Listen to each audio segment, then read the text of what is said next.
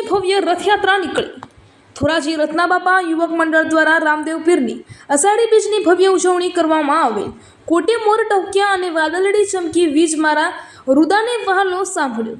ઓલી આવી અષાઢી બીજ એટલે રુદાને વહાલો સાંભળે એટલે કે પ્રકૃતિ ચારે કોરથી ખીલી હોય અને હૃદયને પરમ તત્વનો આભાસ થાય એટલે ત્યારે માની લેવું કે આજે અષાઢી બીજ છે।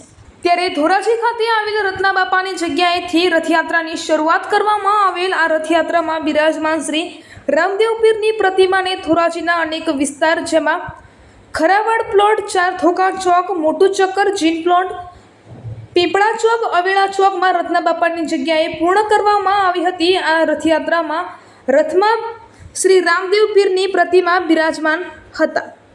આ રથયાત્રા સાંજે 5 કલાકે નીકળી હતી અને આ રથયાત્રામાં ગામના આગેવાનો, વડીલો, બહેનો બહોળી સંખ્યામાં ઉપસ્થિત રહ્યા હતા અને ડીજેના તાલે રાસ ગરબા રમ્યા હતા અને રાત્રે એક ભવ્ય સંતવાણીનો કાર્યક્રમ રાખવામાં આવ્યો હતો। તેમજ રાત્રે સંતવાણીમાં મોટી સંખ્યામાં ભાઈઓ તથા બહેનો જોડાયા હતા અને અષાઢી બીજની ભાવભેર ઉજવણી કરવામાં આવી હતી। તેમજ આ રત્નાબાપાની જગ્યા દ્વારા અનેક તહેવારો પણ જેવા કે જન્માષ્ટમી મહોત્સવ, ગણેશ મહોત્સવ, નવરાત્રિ મહોત્સવ, બાપા સીતારામ તિથિ નિમિત્તે બટુક ભોજન કરાવવામાં આવે છે। તેમજ મહાશિવરાત્રિના મેળામાં 5 દિવસ અવિરત સેવા આપવામાં આવે છે।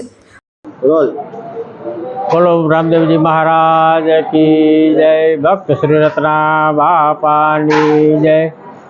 ભક્ત શ્રી રત્ના બાપાની જગ્યા અવેડા ચોક ધોરાજી, તેમના મહંત શ્રી પ્રફુલ્લદાસજી કૃષ્ણદાસજી, આપ સર્વે ભક્તજનોનું અંતકરણપૂર્વક સ્વાગત અને અભિવાદન કરું છું।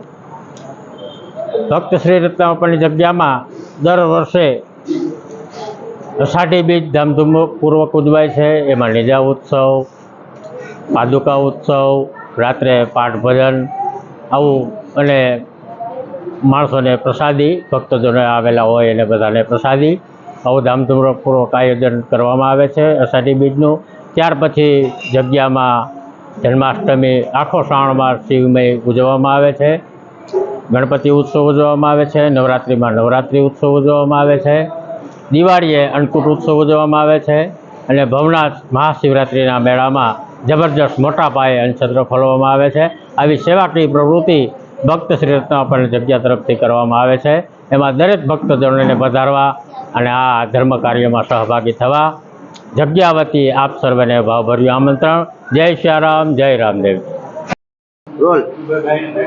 બોલો ભક્ત શ્રી રત્ના બાપાની જય, શ્રી ભક્ત શ્રી ગોકળદાસ બાપાની જય, શ્રી ભક્ત શ્રી કરશનદાસ બાપાની જય।